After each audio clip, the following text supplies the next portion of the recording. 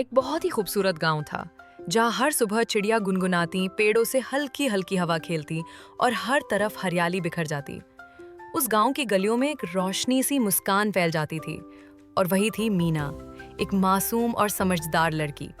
उसे देख के लगता था जैसे खिले हुए फूलों के बीच एक चमकती कली चल रही हो। उसका सबसे करीबी दोस्त था एक छोटा सा तोता जिसका नाम था मीठू। मीठू सिर्फ तोता नहीं था, वो बोलता भी था, समझता भी था और मीना से बेइंतहा मोहब्बत करता था। हर सुबह मीना, बच्चे और मीठू स्कूल जाते। रास्ते भर मीना उससे बातें करती, मुस्कुराती और सबसे खास बात, मीठू को कलमा याद करवाती। मीना प्यार भरी आवाज में कहती, ला इलाहा इल्लल्लाह मुहम्मदुर रसूलुल्लाह, और मीठू अपनी बुलंद और प्यारी आवाज में दोहराता, ला इलाहा इल्लल्लाह मुहम्मदुर रसूलुल्लाह। रास्ते में जो भी उन्हें देखता, उनके चेहरे पर मुस्कान आ जाती। लोग कहते, ये दोनों तो एक रूह और जिस्म जैसे हैं।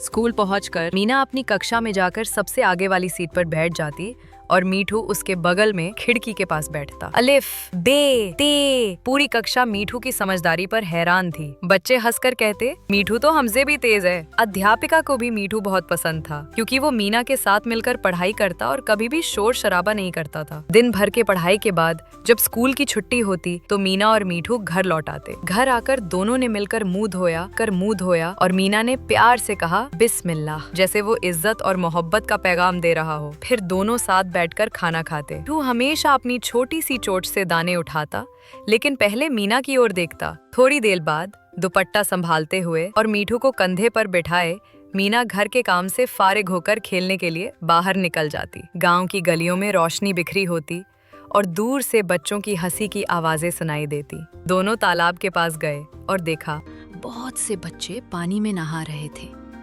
कुछ उसी पानी को हाथों से उठाकर पी रहे थे और कुछ औरतें मिट्टी के मटकों में वही पानी भर रही थी।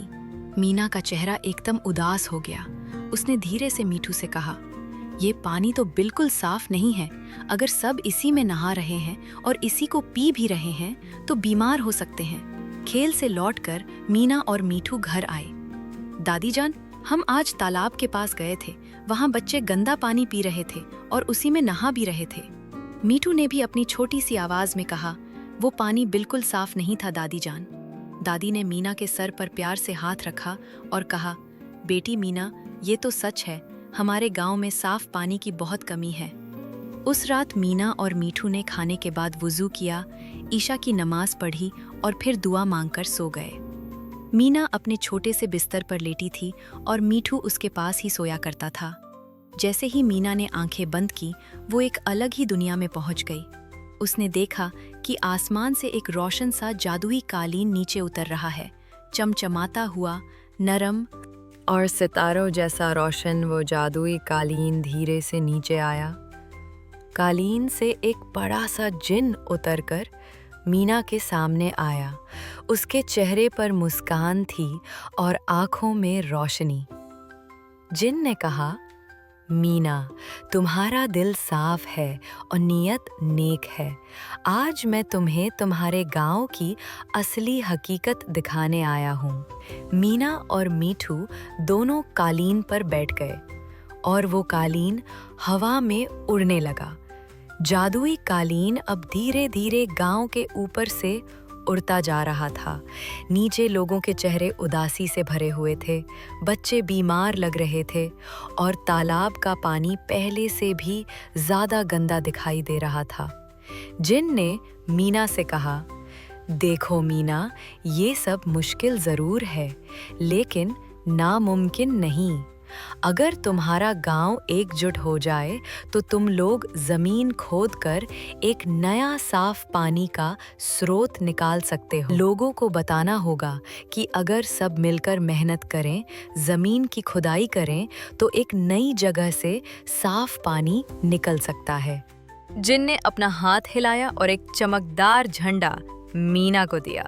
उस झंडे पे लिखा था, एक हो जाओ, सब कुछ मुमकिन है, साफ पानी हर किसी का हक है। फिर जिन ने कहा, सुबह जब तुम उठोगी, याद रखना, और जैसे ही कालीन फिर से आसमान की तरफ उड़ने लगा, मीना की आंख खुल गई। मीठू भी जाग गया था, जैसे दोनों ने एक ही सपना देखा हो। मीना ने मीठू से कहा, चलो कल से काम शुरू करते हैं। हम पहले स्कूल के बच्चों को बताएंगे, फिर सब घरों में जाकर समझाएंगे। मीठू ने ताली बजाई और जिन का पैगाम लेकर हम सब के चेहरों पर मुस्कान लाएंगे। सुबह होते ही मीना ने नमाज पढ़ी और मीठू को कंधे पर बिठाकर सीधा अपने बाबा जान के पास पहुंची। मीना ने पूरे जोश और जज्बे के साथ उन्हें अपना सपना सुनाया। जिन, जादुई कालीन और वो पैगाम जो उसने दिया था, बाबा जान, अगर हम सब मिलकर मेहनत करें, जमीन खोदें, तो हमें नया साफ पानी मिल सकता है। बाबा जान ने मीना की बात ध्यान से सुनी। फिर बाबा जान ने मीना के सिर पर प्यार से हाथ रखा और मुस्कुराकर बोले, मेरी बेटी बहुत समझदार है और जब उसके साथ मीठू जैसा दोस्त हो तो कुछ भी मुमकिन है। फिर मीना ने गांव के बुजुर्गों, नौजवानों और औरतों को बुलाया। मीना ने सबके सामने अपना पैगाम पेश किया। अगर हम सब मिलकर मेहनत करें, तालाब के पास खुदाई करें, तो एक नया चश्मा निकल सकता है। गांव वाले पहले हैरान हुए, कुछ मुस्कुराए और फिर धीरे धीरे सब राजी हो गए। मीना ने अपने दोस्तों को बुलाया और मीठू के साथ मिलकर हर बच्चे को एक छोटी सी बात समझाई। उसी वक्त मीठू ने अपनी नन्ही सी आवाज में कहा, सबको पैगाम है, हम सब मिलकर इस गांव को बदल सकते हैं। मीना ने जोर से कहा, हमें मिलकर काम करना है। साफ पानी हर किसी का हक है और हम सब मिलकर इस हक को हासिल करेंगे। गांव की गलियों में एक नई रोशनी फैल गई। हर चेहरा रोशन, हर दिल उम्मीद और जोश से भरा हुआ। अगले ही दिन सुबह की अजान के बाद पूरा गांव जाग चुका था, लेकिन इस बार नींद से नहीं, उम्मीद से। मीना और मीठू सबसे पहले तालाब के पास पहुंचे। इतनी देर में बाबा जान, गांव के बुजुर्ग, जवान और बच्चे सब जमीन खोदने के लिए इकट्ठा हो गए। हर किसी के हाथ में बेलचा, कुदाली या एक झाड़ी थी और फिर एक आवाज गूंजी, अल्लाहू अकबर। सब मिलकर नारा लगाने लगे, अल्लाहू अकबर, अल्लाहू अकबर।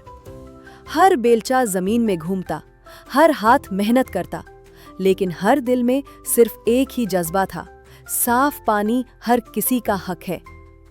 मीना ने मिट्टी उठाई और मुस्कुराते हुए देखा, ये सिर्फ मिट्टी नहीं, ये उम्मीद है। मीठू ने पंख फैलाकर कहा, और ये मिट्टी एक नई जिंदगी बनेगी। हर कोई पसीने में भीग गया, लेकिन किसी ने थकान की शिकायत नहीं की। बच्चे पानी ला कर बड़ों को देते और दुआएं हर जुबान से निकलती जा रही थी। धूप तेज हो चुकी थी, लेकिन किसी के चेहरे पर थकान का असर नहीं था। बेलचों के चलते हुए आवाज, दुआओं का सिलसिला और जज्बात से भरे नारे तकबीर अब भी गूंज रहे थे, अल्लाहू अकबर। तभी एक बुजुर्ग ने जोर से आवाज लगाई, रुको, जमीन नर्म हो गई है, कुछ बदलने वाला है। सब लोग पास आ गए। मीना और मीठू सबसे आगे थे।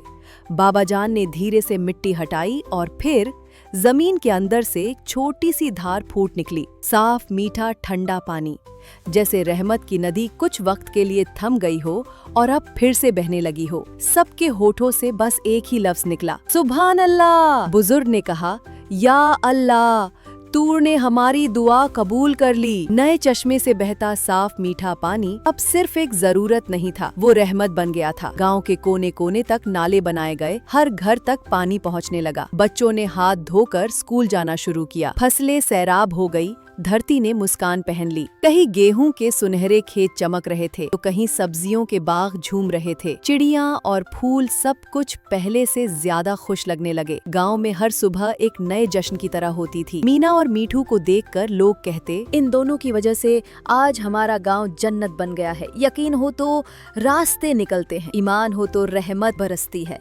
और एक छोटी मीना जैसी रूह पूरे गाँव का नसीब बदल सकती है। मीना ने मुस्कुराकर अपनी छोटी उंगली से पानी में एक हल्की सी लहर बनाई